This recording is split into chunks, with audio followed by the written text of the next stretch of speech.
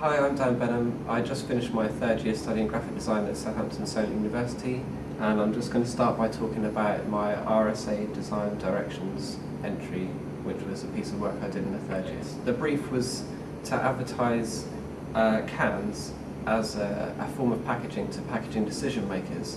who don't usually use a form of packaging that is recyclable. And I was attracted to this brief mainly because it was something completely different. I'd never really done any work that was targeted this kind of target audience before. I started by creating an eye-catching image, so I put unusual food that you wouldn't find in a can and placed that as the main focal point of the poster, which draws people's attention towards it. The next thing I did was to research some facts about cans and then use those within the poster. So this top one here that says if all food came in cans, all packaging would be recyclable, which is an obvious fact. I made it into like a stamp type format, so it connotes authority and people look at it and instantly think that that's a true fact, which it is. The next thing you focus on in the poster is this other strapline at the bottom here. Cans only take 6 weeks to be recycled, a process that can be repeated endlessly, which is another fact. And then to emphasise it visually, I've repeated the line repeated endlessly off the page, so it gets cut off at the bottom and it fades out, so it looks as if that line is going on forever, which is a visual metaphor for the sentiment that's provided in the strapline. I kept the poster very simple, so there's a clear hierarchy of the things that could be noticed in the poster. So you start off looking at the can as that's the main eye-catching image, and then your eye is drawn up here towards the stamp and then is anchored, the main meaning of the poster is anchored by the strapline at the bottom. The poster was designed,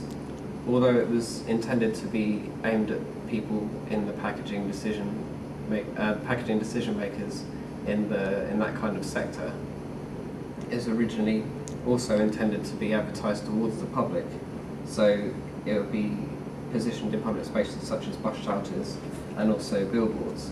and hopefully this would encourage the public to go out and buy more canned products that could also be found in plastic, as these would be then recyclable, which would hopefully inadvertently affect the packaging decision makers because they would maybe see like an increase in sales in cans. As well as this, our magazine spread was also intended for use, although in a similar format, with a can with the label that has the original stamp on, produced on the can, so you see this along with the rest of the cans. And then a strapline to keep in the same visual language as the main billboard posters is produced, so the overall colour scheme is the same, so it keeps a unified approach. To get the photograph, I just went into Sainsbury's at a time when it was quiet and just took a bunch of photos and then picked the best one when I put my can on the shelf.